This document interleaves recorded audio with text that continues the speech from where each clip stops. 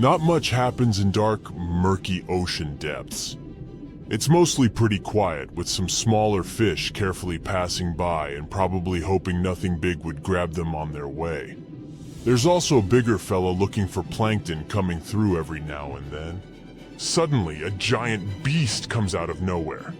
First, it's just a dark dot in the distance, until it gets closer. Oh, it's a great white shark. You can recognize its firm, dark gray body, white belly, and slanted head.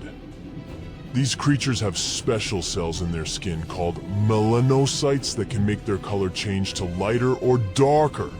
This way, a shark can blend in with its surroundings, which is a nice ace up its sleeve and the reason why we barely even see one coming by. These predators can grow up to be more than 20 feet and weigh up to 5,000 pounds. Our fierce fella is just passing by looking for some lost fish that might wander around, if it gets lucky, directly into its mouth. But instead, a giant jagged tentacle comes out of nowhere. The great white barely escaped it, and quickly swam a little further to see what was happening. A giant squid comes out of the depths. Its eyes, as large as dinner plates, are looking straight at the shark, while its soft body is getting closer. A challenging prey, but hey, why not try? Most of the time, these creatures eat shrimp, fish, and other squid, but sometimes they like to really treat themselves, so they go after small whales. A shark will do too. I know you'd expect these creatures to be way smaller, or that's at least how I comfort myself when I swim a little further from the shore where my feet can't touch the bottom anymore. But they can weigh 600 pounds and be 40 feet long. The great white shark is the biggest predatory shark on our planet. Check out its long and sharp teeth. It definitely has the biggest smile down there in the ocean. Great whites have around 300 teeth, but they don't use most of them for biting. Instead, they have a special system where new teeth grow all the time because they need to replace the ones that get worn out or lost. And they have a really powerful bite, over 20 times stronger than ours. Considering all that, you might think a great white shark has nothing to be afraid of in the ocean. But looking at its gigantic enemy, we can't be so sure of that anymore. Octopuses only have 8 arms. Squids too, but they also have 2 additional tentacles. They're similar to their arms, but suckers on the arms go along most of their length, while tentacles have suckers only at the ends. This squid has probably hundreds or even thousands of suckers. There are squids without these suction cups, but in that case, they have rotating hooks, or a combination where these two work together. Hooks catch prey, and suckers stick on it so it doesn't get away. Squids have teeth too. Plus they have this special part called a radula. It's like a tongue, but with teeth on it. The teeth are tightly packed together and are difficult to remove. When food is passed to the radula, the teeth chew it into small pieces. This is important because squids have sensitive body parts near their throat, so they need pieces of their food to be very small. Their bite may not be as strong as the great white sharks, but it's still quite powerful. For instance, way stronger than a lion's. They also have glands that produce venom and use their beaks and radula to inject the venom into their prey or a creature that's coming after them. Wow, these squids are really equipped better than expected. And they're also way longer than the great white, which gives the squid more room to attack it with its long tentacles from a distance and seize it. Giant squids usually live at depths of 2,950 feet, while great whites prefer to stay at depths of about 650 feet. But we'll try to keep the competition fair. Let's say these two meet in a territory where water pressure won't hurt or bother any of these animals. The great white is circling around the squid. It moves a bit faster than the squid, Its swimming speed can reach 25 miles per hour when the animal is submerged, and it also has short bursts of speed when it can move at 35 miles per hour. Giant squids move at around 25 miles per hour. Just for comparison, an average human swims at 2 miles per hour. But with its length, the giant squid has more room to attack the great white shark with its long tentacles from a distance. They can stretch for 33 feet to snatch the prey. And look, it's really trying. But it ain't that easy. Not only is the great white big and fast, but it also has special sensors called the ampullae of Lorenzini. It's a good tool to detect prey and generally stay safe in the ocean. But the squid is definitely no joke. It has activated its special defense mechanism and released thick black ink. The great white is confused. The ink is like a smoke screen, which gives the squid enough time to get away. The shark can't see its opponent anymore. The squid is getting closer, and the poor great white has no idea from which direction. It's time for the final move. Even if the great white manages to catch the squid can detach parts of its body as a last resort to protect itself. It can lose up to 10 body parts, unlike sharks. These predators can't lose any essential body parts because they won't survive. And look, the squid finally latches onto the shark. Its suction cups and the sharp beak that can pierce its prey make it nearly impossible for the shark to escape. They both disappear into a cloud of ink, the great white shark in one of the rare fights it can lose, and the giant squid ready for new conquests across the ocean. Aren't giant squids perfect for scary stories? In legends, there are often battles between humans and sea monsters. In the past, Norwegian sailors shared stories about sea creatures they encountered during their ocean travels. Over time, these stories grew to include creatures that were like giant islands with arms. And let's not forget about the Kraken. It's a legendary sea monster from Scandinavian stories that looked like an island, which was how it would trick sailors. The spooky stories say the beast was using its long tentacles to grab ships and drag them to their doom. And do you remember Jules Verne's novel 20,000 Leagues Under the Sea, which describes an encounter between a ship and a giant squid? In real life, giant squids don't eat humans, and they're not particularly interested in going after ships. However, not all the stories about these creatures attacking ships are made up. There are some reports. For example, in the 1930s, something attacked a Norwegian tanker, the Brunswick, 3 times. And yes, it was indeed the work of a giant squid. Fortunately, the squid couldn't grip onto the ship's steel hull, so it ended up getting caught in the propellers. But even though everything was okay in the end, just looking at this gigantic monster trying to take your ship down to the bottom must have been terrifying. We can laugh at stories about the Kraken until we're out there on our own. In 2003, a giant squid came closer to a French yacht that was participating in a sailing race. It couldn't cause any harm, so it eventually gave up. So, for now, the idea of a giant squid taking down a ship or boat remains a fictional story, although they're certainly capable of trying. Okay, giant squids are big, but there's another creature from their family of cephalopods that can be even larger. It's called the colossal squid, and one that was found weighed 992 pounds, hundreds of pounds more than the giant squid, 606 pounds. And they can stretch their tentacles for up to 45 feet. More than 50 ships and 20 planes have disappeared in the Bermuda Triangle since the middle of the 19th century. This region isn't put on any paper map and is not an official region of the Atlantic. This massive water area is located not far from the southeastern coast of the US and still scares many sailors. But you aren't afraid and want to prove that there is nothing special in this place. You sail to the center of the Bermuda Triangle on a small fishing boat. You turn off the engine and wait. Several hours pass. The sun goes below the horizon. Night comes. You're about to return to the shore, but suddenly, it becomes too quiet. Then, you hear a splash of water.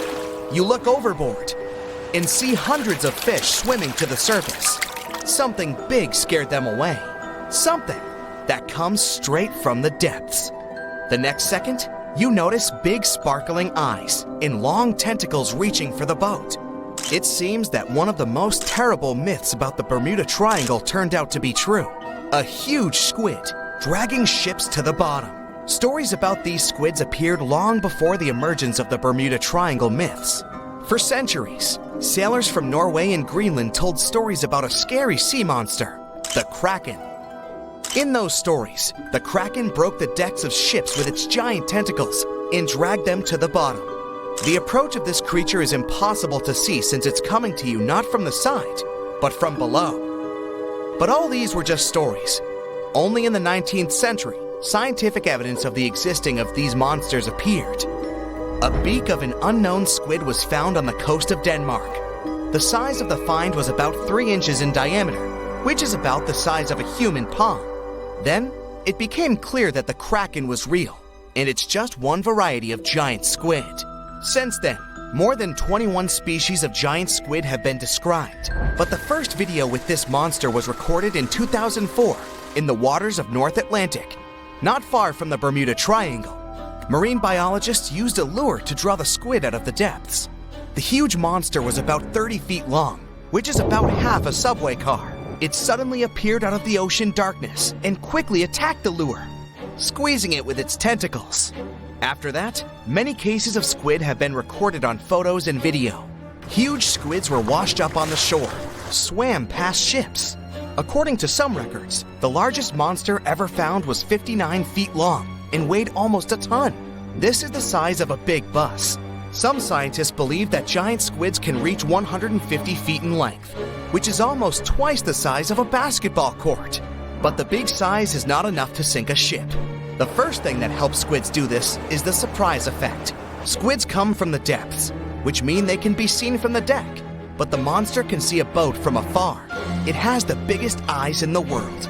One eye is about the size of a basketball. The eyesight of a giant squid allows them to see prey in the Black Sea depths and from a big distance. Most sea creatures on the planet can't see in such conditions. So, the squid notices your ship and decides that it's food. It quickly approaches the boat and attacks with its tentacles. The squid has 8 limbs and 2 extra longer tentacles the monster uses to bring food to the beak-shaped mouth. The others are covered with dozens of suction cups filled with sharp teeth.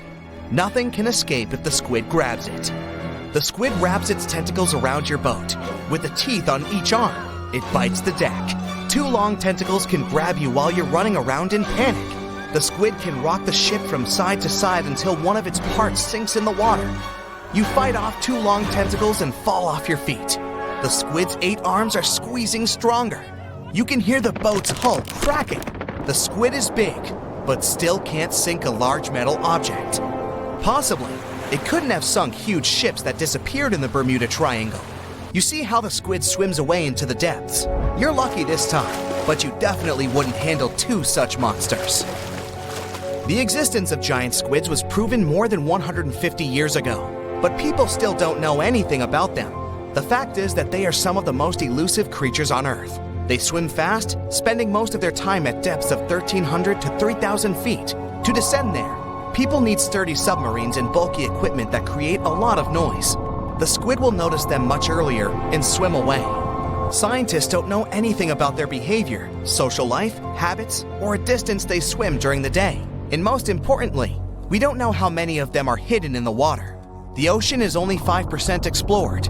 It's possible that millions of giant squids swim in the sea depths.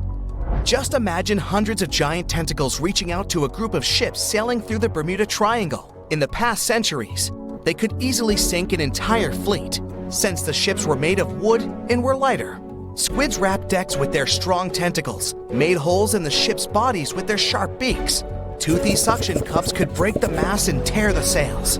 The water was filling the holds and slowly rising to the deck. The ship sank in a matter of minutes.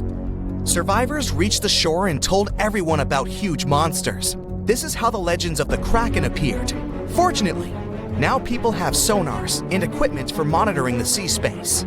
You start the engine to swim to the shore and notice that about 30 tentacles are reaching out to you from the water. 3 giant squids squeeze the boat from all sides and pull it down. It looks like there's no way out. You look overboard and see black eyes looking right at you. At this moment, you find a solution. Squids spend their whole life in darkness and are afraid of the light. Fortunately, you have a signal rocket. You use it to scare the monsters away. Squids go back down into the water, but apparently not for long. You release a few more rockets into the ocean and scream in fear. The red light illuminates the sea darkness, and you see hundreds of moving tentacles. They quickly swim away from the fire to a safe distance. At full throttle, you're sailing to the shore and releasing all the signal fires into the water. You don't give the squids a chance to get close to you.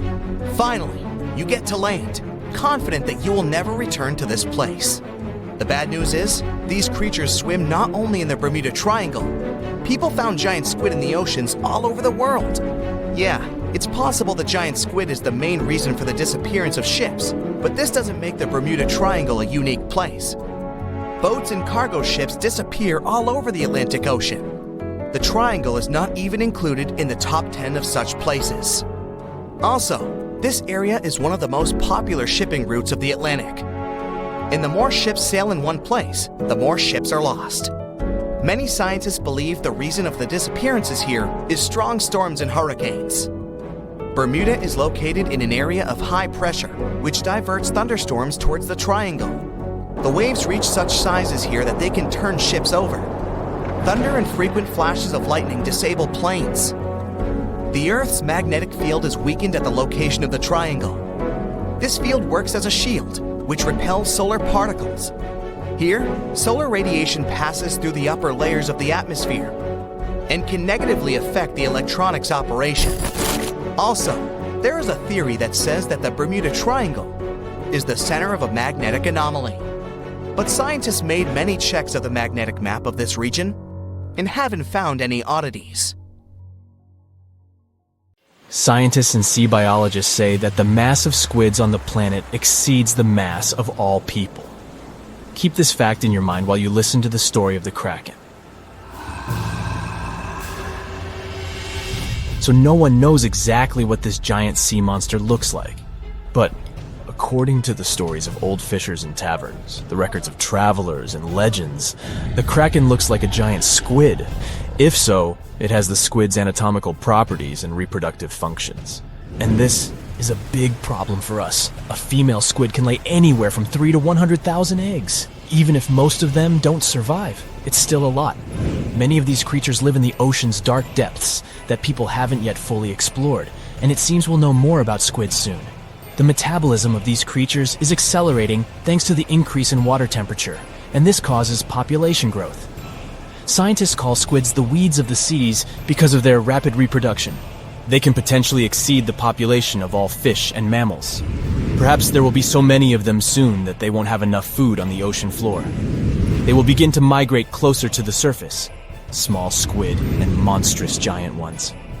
There may be a kraken among them, or a few, or even tens, hundreds of thousands. And if this happens, humanity and all animals on Earth will face a huge problem.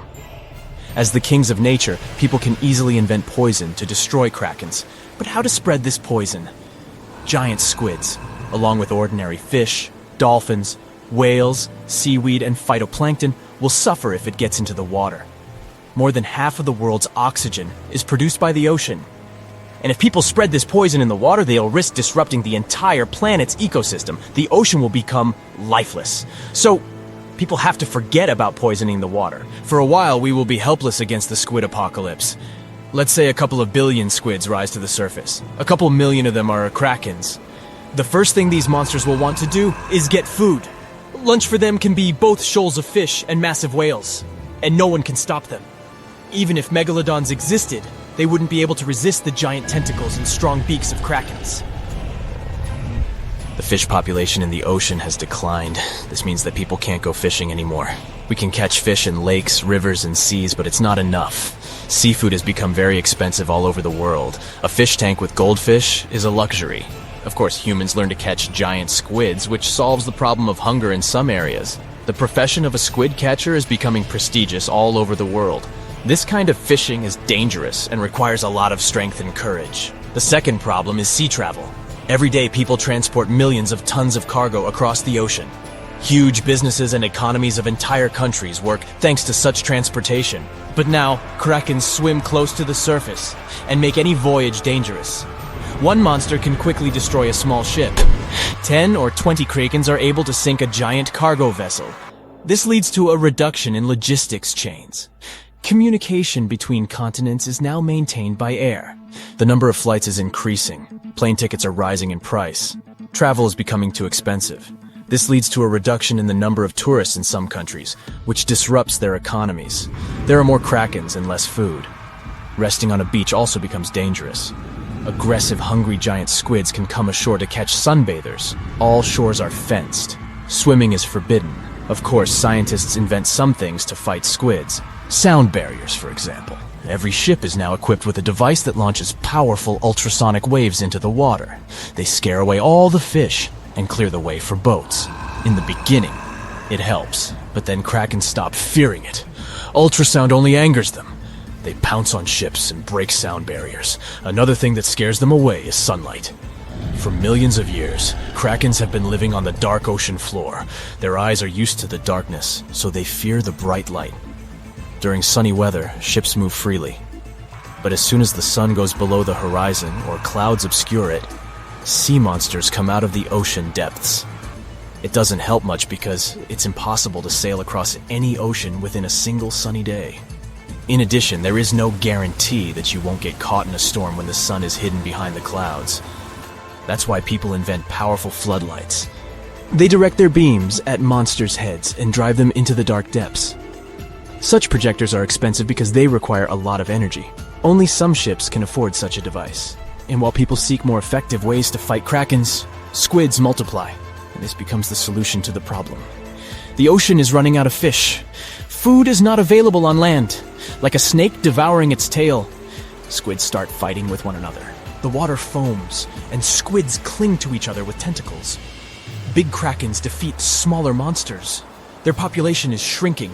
A few giant squids the size of the Eiffel Tower survive after long battles. And when the fight is over, little squids come into play. Billions of cephalopods pounce on giant Krakens. They are like flies clinging from all sides. Giant monsters can't fight them. Great, the problem with voyages is solved. Large ships can set sail, but it's still dangerous for people to swim in the sea since tiny monsters are still hungry. Logistics chains have been restored, but fish are still scarce in the ocean. Squids, like parasites, don't allow other creatures to dominate, and here, scientists come to help fish. Let's go back to our reality for a second. There's such a thing as a gene drive. It's a substance that changes the genetic code of living creatures. For example, scientists have implemented a gene drive in mosquitoes that cause malaria. Biologists changed the genome of these insects, so some female mosquitoes became infertile. Then these females spread the gene throughout the mosquito colony. As a result, more insects that couldn't conceive appeared. They continued to spread the gene, and this went on until the population reduced significantly. A gene drive is a low-cost way to get rid of invasive species of insects or rodents. Thus, scientists can control the population of entire species. But such actions can be dangerous. If some animal disappears, it can disrupt the whole ecosystem and lead to the disappearance of other animals. In the case of mosquitoes, nature didn't suffer much. So scientists use a gene drive against squid. But why couldn't they do it from the very beginning? Ordinary squids didn't pose a threat, and their average life expectancy is from 3 to 5 years. If scientists had launched a gene drive, then in 7 years all small squids would have disappeared. But it wouldn't have worked with Krakens. According to myths and legends, one such monster can live for several hundred years. Now, when small squids have solved the problem with large ones, a gene drive comes into play. It takes several years to get rid of the squid. The ocean ecosystem begins to recover. People take fish and marine mammals from seas and rivers and transfer them to the ocean. The population of whales, sharks, octopuses, salmon, and hundreds of thousands of other species is growing. But then another threat awakens in the depths of the ocean. It turns out that when squids and krakens lived on the ocean floor, they didn't let even more terrible monsters move to the surface. Now that all arthropods have disappeared, new monsters are breaking free. First, marine earthquakes begin, but then scientists discover that it's not the seabed shaking. Those are the backs of giant crabs. Hundreds of thousands of armored monsters with claws are rising to the surface, and this time, they can come ashore.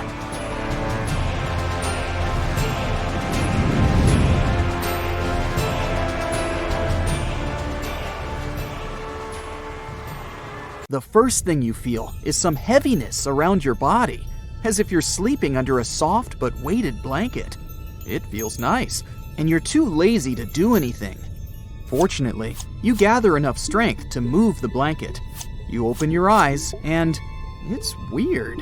You're surrounded by some blue glow. You want to rub your eyes and discover that you have tentacles instead of hands. How about skipping the part where you're terrified and can't believe you've turned into the Kraken? After a couple of days of existential horror, panic, and total madness, you finally calm down. Now, let's figure out what it's like to be the most terrifying ocean monster. So, that heavy blanket is water pressure. It's colossal at the depth where you're hiding. Few living beings can withstand it. Take a passenger car down there, and it will burst apart under the heavy weight of the water. But you're the Kraken. You're more powerful than any car. Your body doesn't collapse in such conditions. Your thick, elastic skin can withstand any pressure, and strong muscles allow you to move freely here. And here's the thing with the blue glow. You're so deep down that sunlight almost doesn't penetrate here. It's hard to tell where's up and down because of the water pressure. But fortunately, you have huge eyes that, like the lenses of a telescope, catch the light coming from the surface. An ordinary person can't see anything except darkness at this depth. But you have something like a night vision device built into your eyes, so you see this blue glow. There's almost nothing at this depth. It's only endless, heavy emptiness. You can see a few fish and several wrecks of sunken ships. The sea creatures you meet here are pretty unusual.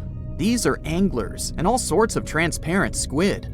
Come to think of it, giant squid are your only friends here, and you're like a king to them. In general, hanging out close to the ocean floor is pretty boring. You sleep and eat, that's all. It would be best if you swam higher to get more snacks. You rise, and the water around you becomes brighter. More and more sunlight reaches this place, and you finally meet other inhabitants of the ocean. Turtles, sharks, jellyfish, octopuses, and stingrays dart away as soon as they notice you. All of them except jellyfish. They don't care. You look for a place to eat and notice a shoal of fish. Great, here's lunch. After you've eaten, you stay there, scaring fish and dolphins just for fun. You like the way you can control your tentacles. You have 10 of them. It's impossible to put into words what you feel, but imagine that the fingers on your hands have become huge, like pool cues. And it's incredible. You can extend your tentacles to be as long as a passenger Boeing. Also, you have suction cups on them. You can grab anything so tightly that no creature will slip away from you. Thanks to the tentacles, you swim fast. First, you move them in different directions, then press them together, propelling yourself forward. Strong streams of water that you create push all the fish aside. You notice a blue whale. It's the largest mammal in the world. But next to you, it looks like a puppy. So, you swim, eat, scare fish and other marine creatures, and that's it.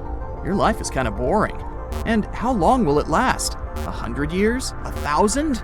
You want to have some fun. So you swim up to the surface and get almost blinded by bright sunlight. You try to get used to it. The water is quiet. There's no wind. You look around and notice a tiny dot ahead. Wow, it's a large wooden fishing ship with sails. Finally, you'll have some fun. You can't wait to see people and tell them about yourself. So you're happily swimming toward it. But if someone was watching you, you'd probably look pretty scary. You get stuck in a fishing net. It's thin, so you easily tear it apart and rise to the surface.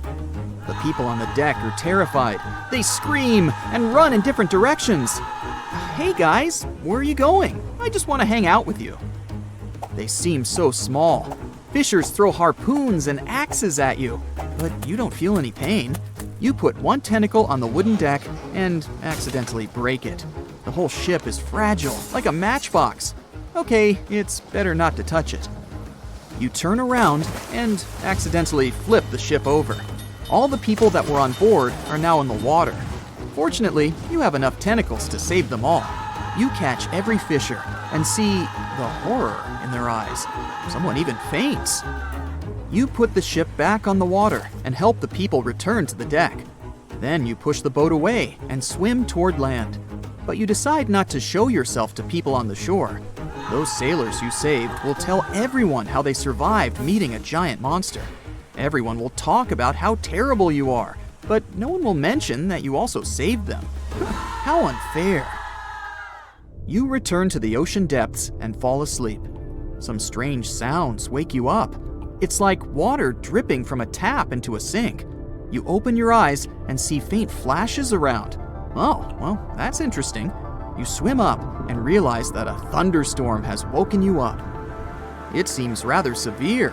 The sky is black and the waves are huge. You notice a big vessel sailing amongst this chaos. This ship is different from the one you've seen before. It's made of iron, and it has no sails because it's a modern cargo ship. It seems that you've been asleep for a couple of 100 years. The people on board notice you and fire a signal flare. A bright red light blinds you. You spread your tentacles and accidentally push the ship. It's heavy and doesn't flip over. It seems that technology was developing while you were sleeping. The storm is getting stronger. The ship is rolling from side to side. You try to hold it with your tentacles, but it scares the people on board. They scream, and you understand their reaction. A colossal monster has come out of the black depths and grabbed their ship. It's unpleasant to see that they're afraid of you, so you decide to swim away. Offended, you're hiding close to the ocean floor. It turns out it's not much fun being the Kraken. You can only hang out with fish, but they can't talk. People are afraid of you, and you don't want to make them uncomfortable. You feel so alone in this world. You eat your lunch and go back to sleep. Hey, Mr. Kraken, can you hear me? A voice says. You wake up and shudder, terrified. Who said that? Were all the stories about the Flying Dutchman true? Have you just heard some phantom speaking to you? I understand you're confused, Mr. Kraken, so swim up to the surface and you'll find out everything. A few minutes later, you come out of the water and see a huge flying ship. It's floating right above the water. But the most fantastic thing is that people on the deck are not afraid of you. They look at you with interest, and even with some sympathy. You notice a man in a strange helmet among them. Hi, it's me talking to you, thanks to this telepathy device. You can think about anything too, and I'll hear you. It's the 24th century. People have invented technologies for communicating with animals and fish. They found out that almost all creatures have no thoughts and live following their instincts. But then, people detected some brain activity coming from the ocean depths. They discovered you. You seem to be one of the most intelligent beings on the planet, and people are very interested in communicating with you. Finally, the centuries of your loneliness are over. The sky is burning. The world's oceans are foaming. Thunder and lightning are shaking the air. Two of the most terrible and powerful monsters collide in a duel. A harbinger of the end of the world. Just the sight of this monster can drive anyone mad. Great and atrocious Cthulhu. And the biggest squid on the planet is fighting against it. A beast that knows no fear because it's fear itself. The cause of 1,000 shipwrecks, the mighty and hideous Kraken. Let the most epic fight in the history of the universe begin. You're on a fishing boat, sailing in a calm ocean. The water is crystal clear, and there's no wind. The sea merges with the horizon. The land isn't visible, and you feel free. You look over the side of the boat and notice something strange in the water. You're floating in the center of a huge black spot, surrounded by a wide field of green. What's that? Oil spilled into the water that took on such a strange hue? Then why is it so perfectly round? Suddenly, you realize what it is, and the blood freezes in your veins. The black circle is the pupil in the center of a huge green eye. The thing that's looking right at you from the water right now is so big that your ship looks like a speck next to it. It's the Kraken. But don't worry, the monster isn't interested in a small prey like you. The Kraken has been sinking ships for centuries and never met any decent resistance. There are thousands of boats lying on the sea floor, but what's the point? The Kraken longs for a real challenge, but can't find it. The largest mammal on Earth is the blue whale, which is no more than a pet goldfish for the Kraken. Even a Megalodon could easily lose to the tentacled beast in battle. Maybe look for some great monster on the bottom of the Mariana Trench? No, the pressure is too high, and there's almost nothing living there. But then, the Kraken has an idea. It goes to the most remote place on Earth, a place rarely visited and poorly explored. This place is called Point Nemo. Here, deep below the ocean surface, lies the ancient city of Relaya, built long before the appearance of humans. And amidst the slumbering ruins, the huge and powerful Cthulhu is dreaming. This ancient demigod has been resting here for hundreds of millennia. All this time, Cthulhu has been waiting for its hour to wreak havoc on Earth. It's sleeping, but even in its dreams, Cthulhu communicates with members of its very own cult following. It uses telepathy to get into their minds and make them do atrocious things. But all of a sudden, Cthulhu's slumber is interrupted. Who dares wake it so rudely? Cthulhu opens its angry red eyes, overgrown with seaweed, and sees a huge squid in front of it. The Kraken has finally found a worthy opponent. Immediately, it pounces on Cthulhu and wraps its tentacles around the monster's head. The fight begins. Cthulhu heavily pushes off from the sea floor and rushes to the surface, dragging the Kraken with it. Two giant monsters, larger than the tallest skyscrapers, emerge from the water. The sea is raging, and clouds are gathering over the battlefield. Enraged, Cthulhu strikes at the Kraken, but it doesn't seem to feel anything. Lightning flashes in the black and churning clouds. Cthulhu tries to tear the Kraken off itself, but the squid's tentacles firmly grasp the green monster. Meanwhile, you're on your way to Point Nemo to watch the battle unfold. You need to sail from the coast of Chile, and strange things are happening there right now. Hundreds of sailors are climbing on board dozens of ships. There are ordinary fishing vessels, as well as heavily armed and loaded Navy ships. And when you ask anyone where all these people are going, they all give you a dark look and answer, into eternity. The Kraken is taking the upper hand, and Cthulhu calls its followers to help. It hopes the ships will be able to help defeat the enemy, but it'll be 2 days before the first of them arrive from land. Cthulhu finally tears off the Kraken and throws it into the water. The squid attacks again, but Cthulhu grabs it by the tentacles and lifts it above its head. Lightning strikes the Kraken, but it's no more than a spark to the giant monster. At the same time, the entranced sailors stand on decks and look in the direction of the battlefield. At night, they fall asleep and see the same dream about the ancient city of Relaya. In the center of it, there's a twisted chapel, and inside, Cthulhu sits on its throne, calling its followers. Day and night and day, the monsters have been fighting each other with their last strength. And at last, tiny dots gather around them. The ships have arrived. They're ready to attack the Kraken, and Cthulhu gives them a mental order. But the Kraken has its own ace up its sleeve. It hadn't been sinking ships just for fun. Very often, it saved thousands of marine creatures caught in fishing nets. And now, they and their offspring from all over the ocean come to help the Kraken. Huge octopuses, blue whales, great white sharks, electric eels, They're all attacking enemy ships. Whales are ramming the submarines, and eels are turning vehicle engines off with their electric discharges. Suddenly, the Kraken dives under the water. Did it give up? Got scared? Not likely. Cthulhu looks out into the ocean and waits for the squid to attack. The Kraken swims beneath the fighting people and fish. It starts twisting its tentacles, creating a huge whirlpool. The ships are doomed now, and Cthulhu can only rely on itself.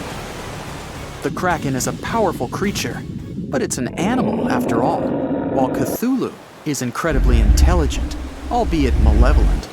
It understands that the Kraken is a sea monster and can be defeated once on land. Cthulhu's roar shakes the skies.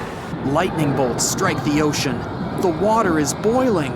The ancient city of Relaya is rising from the bottom of the sea. The Kraken can't escape here. It needs water.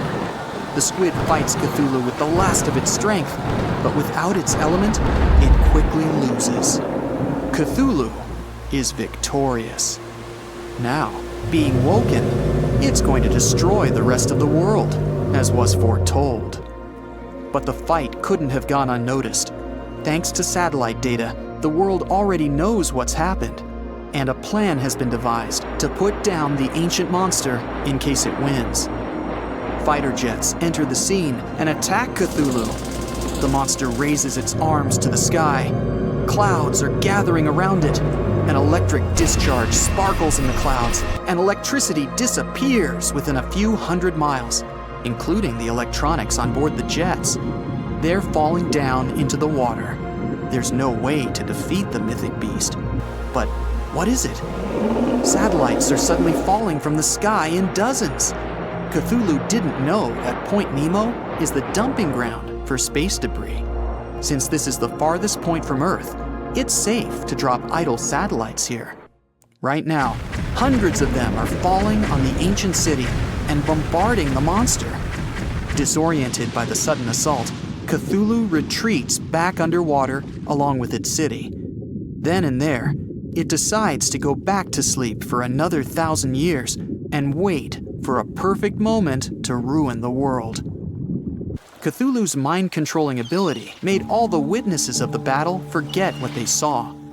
Humanity is again unaware of the dangers from the depths. Cthulhu doesn't want people to be ready for its awakening. If you enter these coordinates in the GPS, you'll see where Point Nemo is. In 1997, oceanographers recorded a mysterious sound from the depths of the sea. It was called the bloop and can be easily found on the internet. This event led many people to believe in the existence of Cthulhu.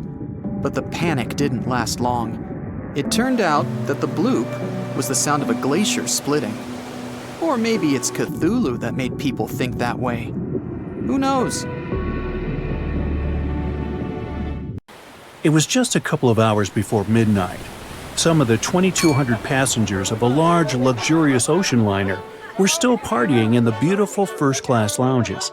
The rest were asleep in their beds, some of them in spacious cabins filled with paintings and decorated with ornate carvings, others in tiny rooms below sea level. All of these people had only one thing in common. On that chilly April night, all of them were heading from Southampton in England to New York City. The ship was called the Titanic, and at that time, it was considered unsinkable.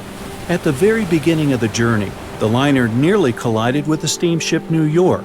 Luckily, the Titanic managed to pass by the other vessel with several feet to spare. A common sigh of relief escaped the passengers crowding the liner's decks. Little did they know what was awaiting them in the near future. Several days later, when the ship was already in the North Atlantic Ocean, 370 miles away from Newfoundland, the unthinkable happened. At about 11:40 p.m. on April 14th, those who were still awake were knocked over by some mysterious and powerful force. Passengers who were already in their beds got catapulted to the floor. Screams and total confusion. Months before the disaster struck, a ginormous chunk of ice had broken away from a glacier in southwest Greenland. It was made of the snow that had fallen about 100,000 years ago, when mammoths were still roaming the planet. When the iceberg just started its journey, it was a huge thing, almost 1,700 feet long. It also weighed 75 million tons. But then it floated much further to the south than normal, right into the area the Titanic had to cross on its way to North America.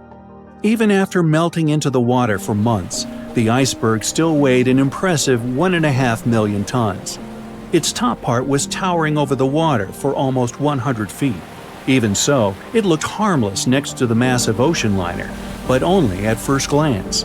What people saw was just a tiny part of a jumbo piece of ice. The largest part of any iceberg is hidden under the surface, with a mere 1/10 visible above the water. The Titanic iceberg wasn't an exception. The moment the ship collided with it, the vessel was doomed. Unable to divert its course, it crashed into the ice, rupturing at least 5 of its hull compartments. They immediately started to fill with water, which then flooded each succeeding compartment. The front of the ship started to sink. This raised the back part almost vertically into the air, and then, with a deafening roar, the liner broke in half. The rest is history. But what if what we know about the disaster is not true? What if the ship hadn't been wrecked by an iceberg? What if it had been something more treacherous and way more alive that sank the Titanic? Far, far beneath the surface, in the ocean's dim, dark depths, a shadow lurks. Imagine an enormous creature, round, flat, and full of arms, or rather, powerful tentacles. It resembles a giant squid or octopus, but much, much bigger. Its descriptions go from as long as 10 ships to 1.5 miles long. Rumor has it unlucky sailors sometimes mistake the sea monster for an island, but instead of stepping on dry land, they're dragged down into the ocean. These people meet the Kraken, a legendary creature feared by everyone who sets off on a sea voyage. Usually, the Kraken haunts the seas off the coast of Norway through Iceland and all the way to Greenland. Who knows what has brought the beast further away from home? The waters of the North Atlantic are just as chilly, and the creature feels good and curious. Once it notices the Titanic, the ship has no chances to escape its attention. It's dark. That's why those on the ocean liner don't notice the first alarm bells. The water around the ship starts to bubble. If you strain your ears, you can hear bizarre gurgling sounds. If you strain your eyes, you can see thousands of fish and jellyfish rising to the surface. They feel something's up down below. But even if someone on the Titanic noticed this hectic activity, they wouldn't have time to get out of the way of the horrifying beast. Its enormous size and super long and strong tentacles turn it into a predator you can't escape. A 9-year-old boy standing on the deck knows nothing about the sea monster. He's just watching countless small islands rising out of the sea, very, very slowly. The kid doesn't understand why, but all the blood in his body suddenly runs cold. Hundreds of tiny fish are leaping about in the pools between these sandbanks, but soon they roll off into the water over the sides of the ginormous something. Several sharp points appear above the surface. The intrigued boy thinks they look like horns. They keep growing, thicker and thicker, the higher they rise. Soon they're towering over the massive Titanic, dwarfing the ship. These horns are the Kraken's dreaded arms. The boy is paralyzed by fear, but then he spots the monster's eye. It's as big as an elephant. It makes the kid come to his senses and dash away, screaming like there's no tomorrow. The boy's shouting attracts people. They gather along the ship's side, trying to spot what scared the child so much. And then they see. First one, then more and more passengers and crew members lean over the railing to get a better look. They aren't being careless, they're just in shock. Indeed, it's hard to believe your eyes when they tell you a dreaded beast is about to attack the ship you're on. Plus, it's dark, and no one can see clearly what that huge shadow is. But the next several minutes prove it's not a mirage. All of a sudden, the creature rises one of its monstrous arms and stretches it toward the vessel. It might very well be longer than the liner's entire hull. Women start screaming and fainting. Men seem to be just as terrified. Those who have managed to keep their heads clear sweep up kids and run for shelter. That's when the first powerful hit shakes the vessel. The Kraken's had enough waiting. It's ready for action. Panic engulfs people on board the Titanic. Running around aimlessly and screaming, they create chaos that makes the beast even more interested. Normally, the monster just wants to be left alone. It rests deep down on the ocean floor, using its long tentacles to tether itself to the bottom and lazily hunt for food. It only rises to the surface when the weather's unusually warm, or when it gets disturbed. The Titanic is probably too massive and loud. It draws the creature out of its slumber. When the beast gets to the surface and sees a large, glistening boat, wow, the thing mesmerizes the creature. It holds out one of its tentacles to touch the unusual construction. The material is hard, and the beast wonders if the thing will break when squeezed. Without wasting much time, it wraps several arms around the ship and tries to squish it.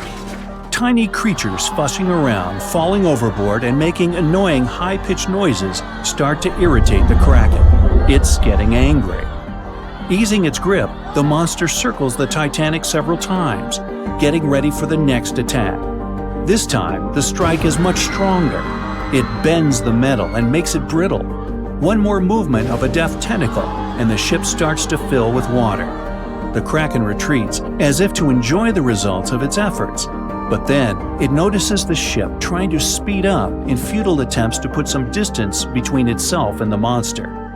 People on board the Titanic heave a sigh of relief. The beast is nowhere in sight. Little do they know that the Kraken never lets its toys get away. The ship is beginning to slow down. Its rear part is slowly lifting up, and the front is going down underwater. Passengers and crew members are falling over onto the decks. Most of them are too scared to make a sound. That's why everything's happening in almost complete eerie silence. Until the ship breaks into two parts under its own weight. The crash is so powerful that it scares away even the Kraken. Spooked, the beast dives back into the ocean, which creates a massive boiling whirlpool in that spot. The suction is dragging what's left of the Titanic to the depths of the ocean. The most tragic thing here, though, the Kraken isn't even interested in people on board the ship. This creature is content to munch on fish. It doesn't need bigger prey. It's the animal's curiosity that's now pulling the huge ship down to the bottom. Does the majestic liner have any hope?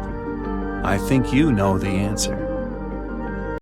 Okay, get this. Dolphins can phone each other. This is not a joke, but a fact confirmed by scientists. They put a mother and a baby dolphin in two separate aquariums and conducted special underwater audio communication between them. When the connection was turned on and the dolphins heard each other's voices, they started chatting.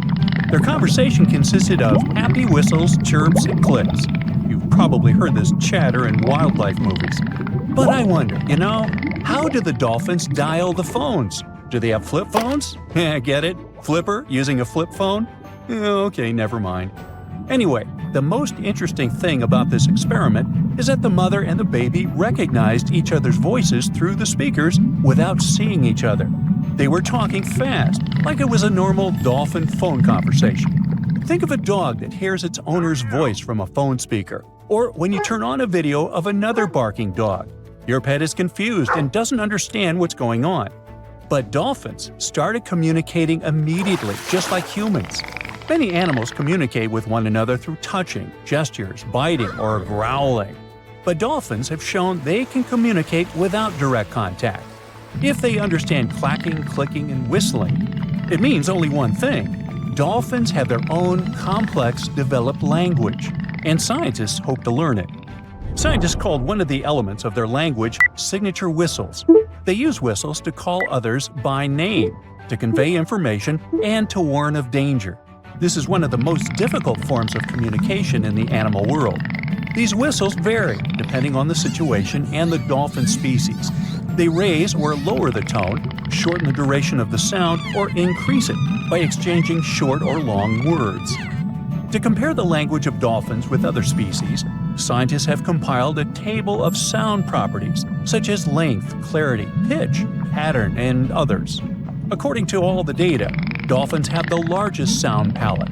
Larks, the bird, took second place, by the way. But even with all this data, we still don't know much about the complexity and diversity of their language. In one of the latest studies on this topic, scientists analyze about 1,000 dolphin communication recordings made over the past 40 years. But even after that, we can't even come close to understanding it. It's possible that AI will handle this better than humans. We aren't aware of how to speak using signature whistles, but scientists know for sure that dolphins use them to express their emotional state, to share news, and to tell each other about the dangers or where their prey swims. Scientists believe that dolphins can talk about anything. They can rejoice and complain to each other. They even communicate in different styles at the same time, like people who are chatting at a noisy party. But in addition to sound signals, they use body postures, jaw claps, bubble blowing, and fin stroking. They form groups, assign tasks, and work as a team. If one dolphin knows a place with food, it will tell its friends about that, like Instagram. If they spot a shark, they'll warn others about it. There was even a case where 2 bottlenose dolphins scared a spotted dolphin. A couple of days later, this dolphin returned to that place with its friends. It's like when some bad guy bullies you and then you call your friends to help deal with him. What if we learn dolphins' language and find out that they're smarter than humans?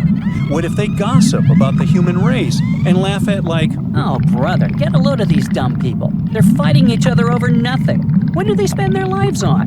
Why don't they just chill and enjoy life? They create too many problems for themselves. It's a good thing we're smarter than them and can just relax in the ocean. Yeah, dude, let's stay away from them." Or maybe they know a lot more about nature and the ocean than people do. What if they discuss the problems of the ocean and have unknown technologies? Of course, these are all theories, but just imagine how cool it would be if you could understand dolphins and respond to them using a special program. You could get yourself a good friend that's interesting to talk to and can take you for a ride in the waves. Ooh. Unfortunately, at the moment, it's still very unlikely. Dolphins are too fast swimmers. It's difficult to constantly record their communication using high-tech equipment. Even the slightest change in the dolphin's whistling is associated with their actions. Their whistles may sound the same, but the context is different. They play, fight with one another, chase fish, or run away from a large shark, and all the time, they use their language. Well, we have the same situation. We raise our hands when we want to say hello, but we also raise them when saying goodbye. Our wow reaction can mean both joy and horror, depending on the context. Dolphins have the same complex communication. For example, they clap their jaws when they fight each other, but they also do it when they play. Dolphins are unique not only because of their brains and the way they communicate.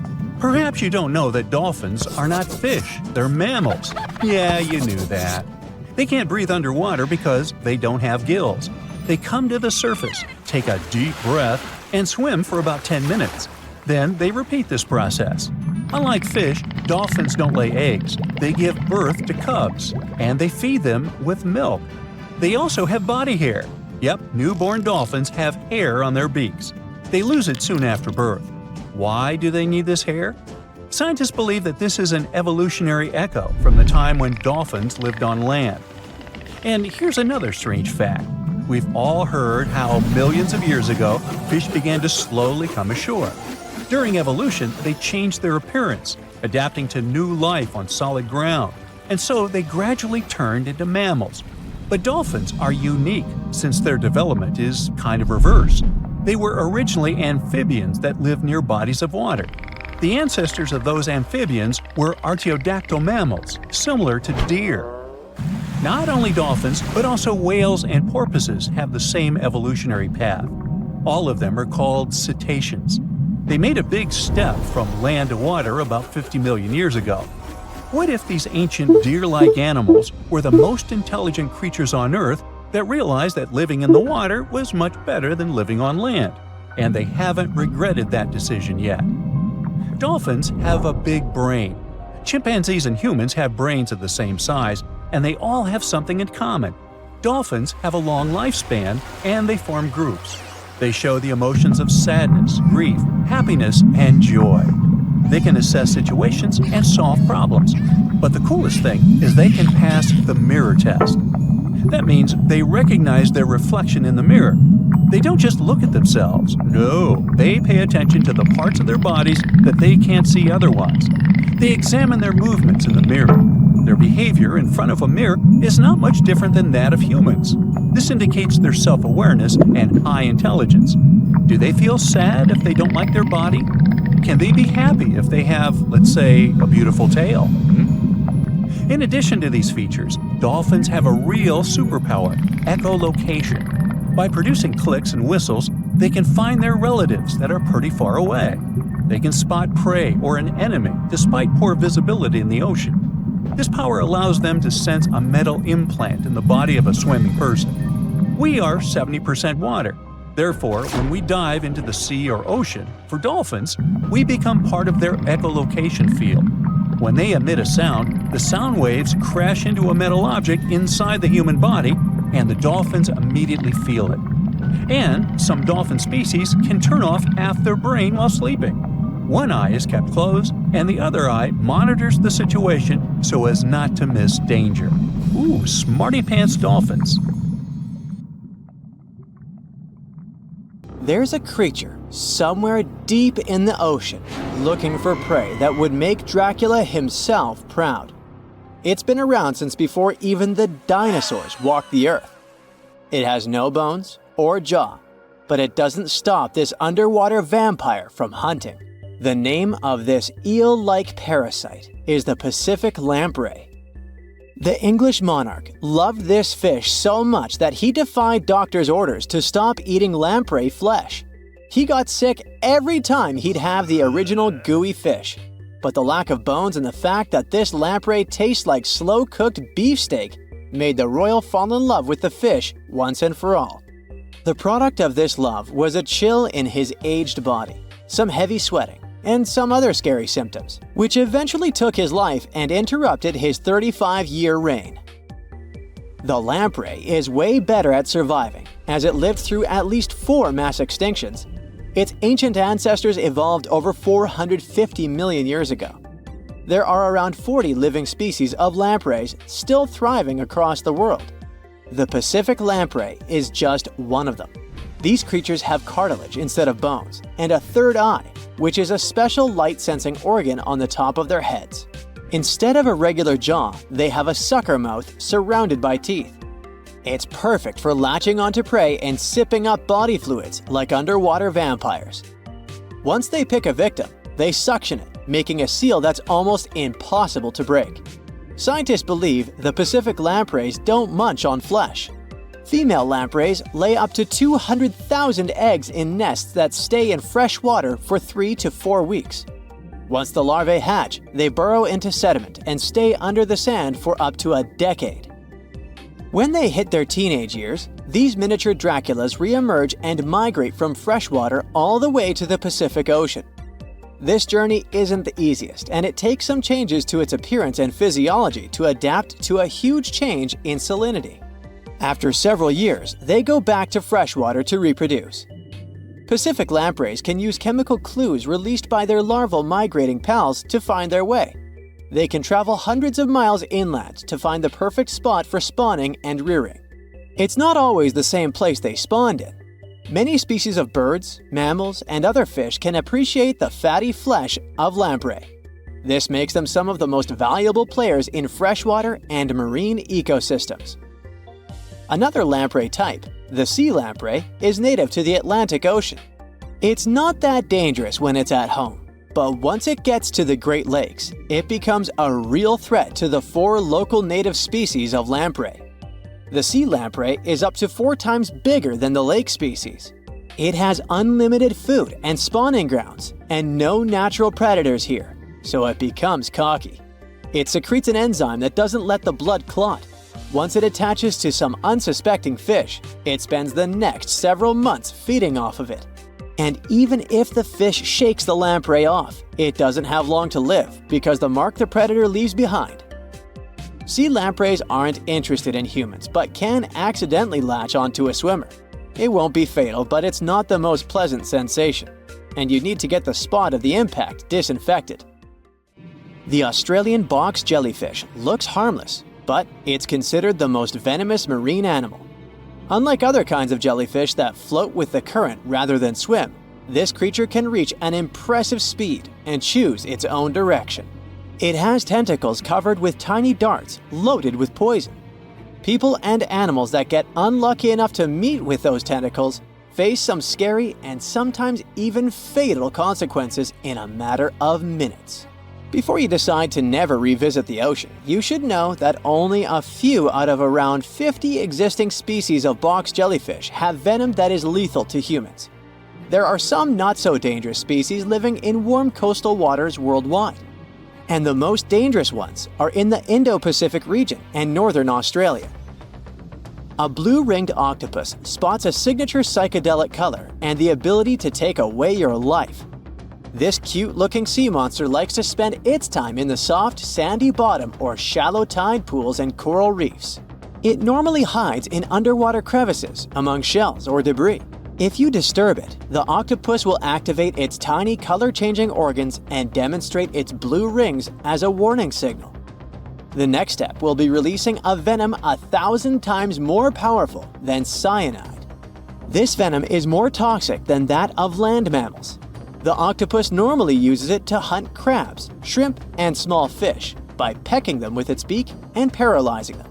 There is no known antidote for the venom, so if you ever see this sea creature, the best you can do is to stay away from it. It bites without any pain, so you might notice when it's too late. The good news is that it's not aggressive and won't go after you unless it's cornered. The reef stonefish are masters of disguise in the underwater world that camouflage themselves on rocks, coral reefs, or just blend into the seabed. They thrive throughout tropical marine waters of the Indo-Pacific. Their invisibility superpower makes them especially dangerous to their prospective victims they ambush and swallow whole. If someone happens to disturb them, their 13 defensive dorsal spines stand on end and deliver a powerful venom punch. They say stonefish stings are extra painful and lead to scary consequences within minutes. They're called the most venomous fish in the world. If you don't do anything about it, the impact can be lethal. If you ever go diving in the Pacific Ocean, be careful not to pick up a cone snail from the seafloor.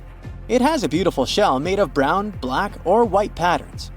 Like most other snails, it's slow, but it has a complicated system of seeking out prey. It likes to snack on fish, marine worms, or even other snails. Once a cone snail senses food is near, it activates a sharp proboscis, or a needle-like protrusion from its mouth. The attack is swift and super potent. The victim doesn't even have time to realize what happened to them. Once it's completely incapable of moving, the cone snail swallows it whole. Humans aren't on its menu, but it can still release the venom if someone steps on it or disturbs it. The proboscis can even penetrate gloves. Luckily, only several out of over 700 species of cone snails can take a human's life. But since there's no antivenom, you better not risk it. All 52 known species of sea snakes living mostly in the warm tropical waters of the Indian and Pacific Oceans are venomous. The beaked sea snake even has the title of one of the world's most venomous serpents, but it's one of the few kinds that can pose a real threat to humans. Sea snakes prefer a peaceful coexistence and would rather slither away than engage in any confrontations. If you ever see them in the water, staying calm and moving slowly will save your life. Sea snake bites, although almost painless at the moment, can have varying degrees of impact. Some may only cause mild symptoms, while others can lead to severe outcomes. Most bite reports come from accidental encounters, like someone freeing them from nets or unsuspecting beachgoers stepping on them. Blue dragons rarely grow larger than the size of a grape. They like to swim belly up, so their brightest blues blend in with the ocean waters. And the silver front faces down and camouflages with the darker seabed. Blue dragons feed on another dangerous sea creature and store up their stinging cells. Their venom lives on even after the fish itself is no longer alive. That's why you should be extra careful and never pick up or step on them on the beach. Okay, let's face it, we humans are pretty ordinary. I mean, we're no superheroes with superpowers, right? What, you didn't get the memo? But the animal world has a bunch of superheroes. Some creatures live forever, and those who seem to not care about the laws of gravity. Critters that are immune to venom, and those that can run on water. And some of them will send shivers down your spine. So the first superpower on the list is the ability to live without water. Kangaroo rats can get by without water for years. They actually don't mind living without any water. Humans, on the other hand, can only survive 3 days without water. Humans 0, kangaroo rats 1. These little buddies live in extremely arid desert areas and have to get water from the seeds and plants they eat. And although it may sound a bit disturbing, kangaroo rats also know how to extract water from their urine before they set off on a bathroom trip. This way, they don't waste a single drop of precious moisture. Well, that would come in handy at sporting events. Now let me introduce you to the Peter Parker of the animal world. Yep, seems like Spider-Man is real, but not human. Meet a gecko lizard, or simply gecko. This critter has a marvelous ability to climb up all kinds of vertical surfaces and can even go for a walk on the ceiling. This gravity-defying feat is possible thanks to the lizard's unique foot pads covered with tiny hairs. They can cling to almost any kind of surface, no matter whether it's smooth, hard, rough, or soft. One more fun fact about these guys is that they lack eyelids, so they always keep an eye wide open for what's going on around them. If you wonder how they keep their eyes protected, here's the answer. Their eyes are covered with a transparent membrane, the cornea. Sure thing, they can't close their eyes, and if they have something in their eye, they simply lick it off. Right, they clean their eyeballs by licking them. I guess that's another superpower. Any supersonic superpowers here? Sure. A 1-inch long subtropical shrimp disorients its prey with a sonic boom. Despite its modest size, the pistol shrimp is one of the loudest marine animals. When the shrimp snaps its claws, it creates a sound as loud as a sonic boom. Naturally, this sound stuns the prey, and the shrimp can catch it without too much effort. Now, in the comic world, there's venom. In the animal world, there's a guy that can be called anti-venom. Opossums are known for their handy trick of pretending to have passed away when a predator attacks them. But that's not the end of the story. These guys are also immune to rattlesnake and pit viper venom. The secret is a peptide that helps opossums neutralize dangerous chemicals. This is the reason why snakes are a favorite treat on opossums' diet. There's one curious thing they have on their diet: ticks. One opossum can hoover up about 5,000 ticks per season, and most of them are picked off their own bodies. Now, imagine a fish that is so notorious that it's called a dangerous fish.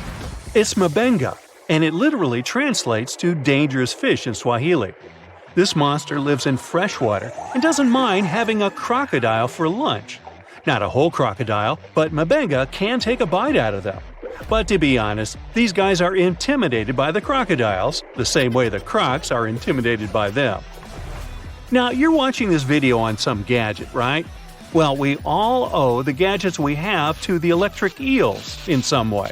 I mean, all gadgets have batteries, and eels contributed a lot to the invention of an electric battery back in 1800. I know, the batteries have unrecognizably changed since then, but still, the first electric battery ever was invented thanks to electric eels. Anyway, if you see one of them and want to thank them for their magnificent invention, don't do that. Thing is, they can deliver shocks up to 860 volts. You don't want to experience that. Now let's talk about the Count Dracula of the animal kingdom. Nope, I'm not talking about bats. I'm talking about the fanged vampire fish. These fish are known as payara and have 2 long fangs protruding from their lower jaw. Here's why some people associate them with vampires. Hippos are the beauty gurus, since they know how to save a fortune on skincare. Living under the harsh African sun, these animals secrete a sweat-like red oily substance that evaporates and keeps the animals' bodies cool. Besides, the fluid works as a moisturizer, sunscreen, and antibiotic all in one. But they're not the only ones with such a superpower. Mantis shrimp know how to produce natural sunscreen too, but they use it for eye protection. It's all about amino acid pigments, and these pigments act as special filters that contribute to their sharp vision too. That's what I call multitasking. Meerkats have dark patches around their eyes which makes them look even cuter. But these black circles aren't there just to make these buddies more adorable. They also function as built-in sunglasses. The dark fur on the patches blocks the blazing sun, and as a result, meerkats can gaze directly at the sky. On top of that, the sentry, a meerkat that watches out for birds and other predators, can easily see danger coming and alert its mates. Wild goats are famous for their climbing skills, but the alpine ibex from northern Italy is the champion. This critter can climb nearly any vertical surface, defying several physical laws in the process. Interestingly, the animals that do walk on the steepest cliff walls are typically mother goats with their little ones. Large males prefer to keep their distance and use flat horizontal surfaces. Smart guys. Some animals protect themselves with venom or nasty bites, while others use chemical tricks for protection. Listen to this. Some species of millipedes produce hydrogen cyanide and exude it when they feel threatened. Hydrogen cyanide is odorless but highly toxic. One little millipede can't seriously hurt you, but you may have burns or even blisters if your skin is sensitive. Plus, to make the picture even scarier, some millipedes glow in the dark. So watch out, and if you see a crawling spot of light at night, run away as fast as you can. When the bombardier beetle feels threatened, it sprays scorching liquid from the tip of its abdomen with a loud popping sound. As soon as the beetle senses danger, a chemical reaction starts in special reservoirs in its abdomen. The heat from this process nearly reaches the boiling point and also produces special gas that triggers the ejection. This super protection is usually fatal for the attacking insects.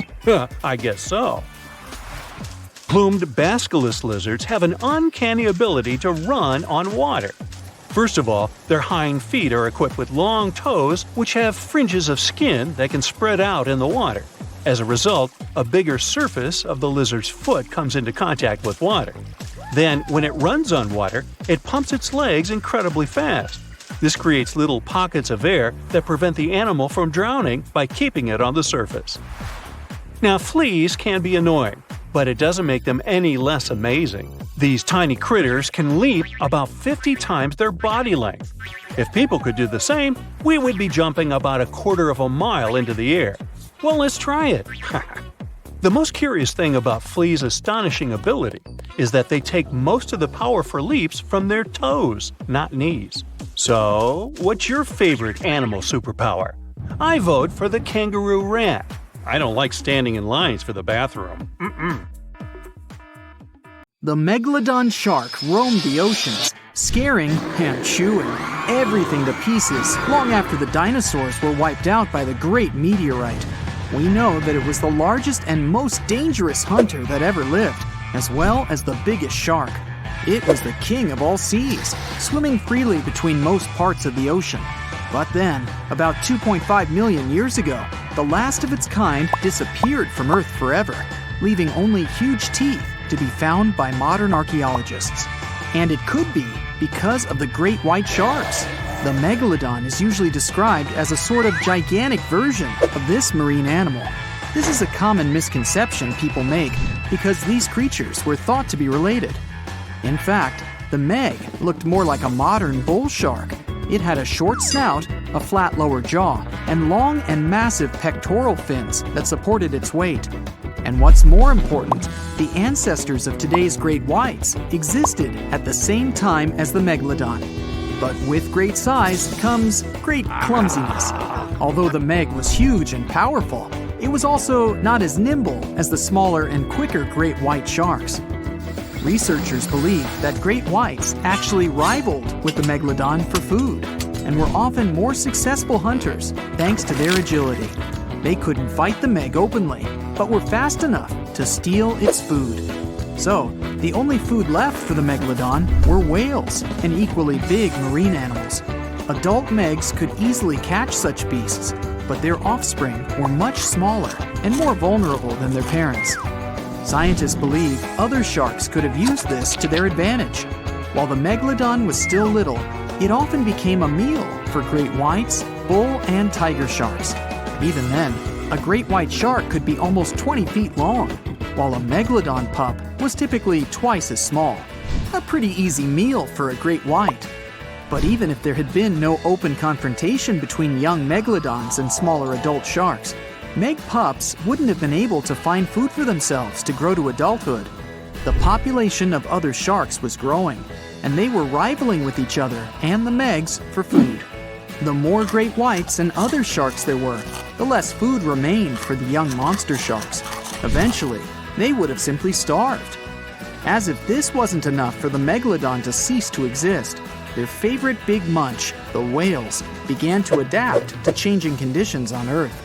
The meg was a warmth-loving shark, and it was abundant in tropical and subtropical waters. When they first evolved, about 20 million years ago, the climate on the planet was much milder. Both land and seas were generally warmer, and so the meg could swim and eat wherever it pleased. As years went by, the climate went on changing though. It became extremely cold closer to the poles, and lots of marine animals and fish had to adapt to this temperature shift. But the megalodon didn't cope as well. It still loved warm waters, so it stayed where it felt comfortable, even if that area was shrinking. What it didn't realize was that whales were among those who became okay with the cold. The big marine mammals went further north, and Meg was left without a supper.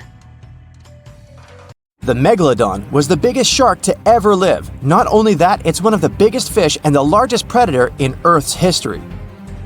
Over 3 times longer than the biggest great white shark on record, the females have also been found to be twice the size of the males. The Megalodon could swallow a small car without even touching its teeth, if cars had been around then. In fact, the Meg was so big and powerful that it had no natural predators.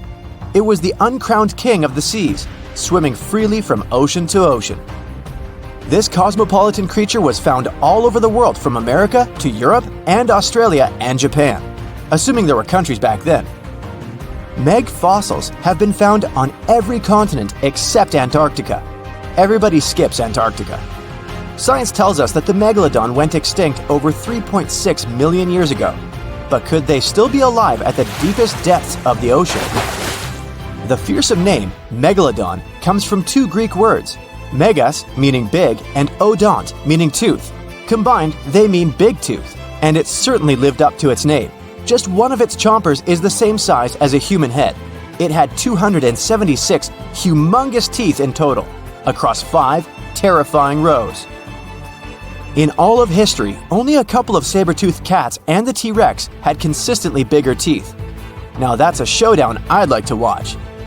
The Megalodon vanished millions of years ago, leaving only huge teeth to be found by modern archaeologists. Only around 80% of the ocean has been explored, so who knows what's lurking at the bottom. If you did manage to make it down, it's unlikely that you'll run into Meg though. The sharks, like us, preferred warm coastal waters. Deep ocean living would be too cold for the beasts, and food would be scarce. Their entire bodies would also have to evolve to avoid being squished by the enormous water pressure down there. It's unlikely that they're still around, but not impossible. Now, about the appearance of the Megalodon. Scientists believe it didn't look like a great white shark. The Megalodon belongs to a different fish family and most likely looked like a giant sand tiger shark. Flattened snout, small eyes. Its dorsal fin moved backward. The sand shark has 2 dorsal fins about the same size. The coloration is light brown with a white belly. It may have had brown-red spots like a sand shark all over its body. We used to think of the Megalodon as something scary from the first finds of its fossils. That was back in the Renaissance era. People found some teeth in the rocks. At first, these teeth were thought to be the tongues of dragons or snakes. And here is the first drawing of what the owner of these teeth supposedly looked like. A massive snout with a scary nose and a bunch of razor-sharp teeth. The Megalodon is usually described as a sort of giant great white shark, but this is just a common myth. In fact, the ancestors of today's great white existed at the same time as the Meg. But they weren't the best buddies and were even in competition with each other. The great white shark was a better hunter, using its smaller size and agility to snap up Meg's prey quickly. They were also known to eat Meg pups, who were only half their size. This didn't help the whole extinction thing. We also have evidence that megalodons were brutal hunters, kings of the food chain. The first combat tool in their arsenal was the battering ram. The megalodon would take its prey by surprise. It had only one chance to hit it. If it missed, it would take too long for a second round. The maneuverability of the megalodon was comparable to a large truck. While a great white was no match for an adult meg in a head-to-head fight, they sure weren't scared of stealing their food. This only left the bigger fish and whales for the meg. But its food supplies began to run out as the whales swam to the cooler new seas. The whales adapted to prefer the colder temperatures, leaving our friend the meg behind. The megalodons either starved or were frozen into extinction by the Ice Age. Rather than a great white, the megalodon is more like a modern bull shark. It had a short snout, a flat lower jaw, and huge pectoral fins to support its massive weight and size. As scary as they are, these sharks were actually caring family guys. Several megalodon nursery areas have been discovered in Florida, Maryland, and Panama. They gave birth to their young in shallow water environments. We know this from discovering loads of tiny megalodon teeth found in these areas. I wonder if they had nannies too. But how come there are so many megalodon teeth out there for us to analyze? Due to their messy, aggressive eating habits, sharks regularly lose their teeth. They lose a set of teeth every 1 to 2 weeks. That's 40,000 teeth in a lifetime. They must rake in a fortune from the tooth fairy. Because of this, their teeth were continually raining down to the ocean floor. Luckily for us, they're also the hardest part of the shark skeleton, which is why so many teeth have survived and become fossilized. It's fair to say the first discoveries of the meg's teeth confused people. Early discoverers thought that the meg's teeth were petrified tongues of ancient serpent creatures. They even used to call them tongue stones. It's also a common myth that the megalodon was around at the same time as the dinosaurs, although this would have been pretty cool. The dinosaurs were wiped out around 66 million years ago, but the megalodons came much later. The oldest meg fossil is only around 23 million years old, but it's tricky to pinpoint the exact date. After all, calendars weren't invented yet. They became extinct way before humans even evolved. The earliest Homo sapiens, which is a fancy name for the first humans, emerged about 2.5 million years ago. But what if the megalodon shark didn't go extinct? Whale populations have dropped drastically since these guys were last around, so there'd be way fewer whales for them to chomp down on. Whales have also gotten a lot smarter and learned new defensive moves, making them way harder to take down. It's estimated that they ate around 12 tons of food each day. The Kraken is a colossal squid, a legendary sea monster, the biggest hunk of calamari you ever saw. And if this monster had existed, the world would have changed beyond recognition. The Kraken has powerful tentacles, solid muscles with suckers at the end. They're impossible to escape. The Kraken can break a ship in half, or just pull it down into the depths. But the worst thing about the Kraken is its size. According to old sailors' stories, its size is almost 10 soccer fields. Hey, maybe the Kraken could play soccer. The Kraken legends said the monster was so giant that sailors mistook it for a small island. In past centuries, it would have been impossible to defeat such a beast. If the Kraken existed in reality, it might have had offspring. Yeah, in all the world's oceans, there would be giant monsters that could sink any ship. It's unlikely that the Kraken would have competitors in its habitat, so its population would grow strongly. Since the Kraken is enormous, it would need a lot of food, so the population of other large sea animals would fall significantly. Blue whales, great white sharks, other giant squids, all the big sea creatures would be endangered. The Kraken belongs to the cephalopod genus. This species includes squid and octopus, some of the most intelligent creatures on the planet. The Kraken is a skilled hunter and will never fight in the open. Colossal squids live in deep waters and they have the largest eyes among all animals. The squid's eye is the size of a dinner plate. Thanks to this, they can see their prey from far away. Similarly, a kraken would spot the ship much sooner than sonar could pick up the kraken. It would always have the drop on you. Well, that's not good. In 1857, a squid beak was discovered on the coast of Denmark. Other huge squid remains were found in the Bahamas, and then scientists were convinced that gigantic squids existed. While colossal squid have been officially discovered since then, it's been more than 100 years and we still don't know what the max size they can grow to. The fact is, colossal squids are one of the most elusive creatures on Earth. They live in the depths of the ocean where it's challenging for scientists to reach. Any dive to a greater depth requires powerful, bulky equipment. Underwater bathyscaphs and cameras make a lot of noise and light, which squids notice from afar. They flee before we can see them. It's difficult to say if these huge squids were the size of a small island, but the truth is, we've only studied about 5% of the ocean. It may be that in its depths, monsters much more terrible than the kraken swim.